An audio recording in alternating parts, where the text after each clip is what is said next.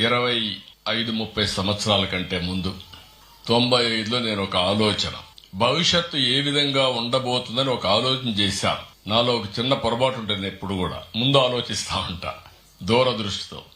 ఆ రోజు నేను విజన్ 2020 తయారు చేశా సమైక్య ఆంధ్రప్రదేశ్ కి.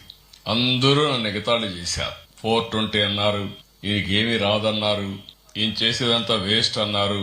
ఐటీ అంటే ఐటీని గురించి కూడా ఐటీ తిండి పెడుతుందన్నారు. కానీ ఈ రోజు మిమ్మల్ని చూస్తే నా ఒక్క పబ్లిక్ పాలసీ, ఐటీని ప్రమోట్ చేయాలనుకున్న నిర్ణయం, ఈ రోజు ప్రపంచంలో 195 దేశాల్లో తెలుగు వాళ్ళు ఉన్నారంటే అది ఆ రోజు తీసుకున్న ఒక్క నిర్ణయం.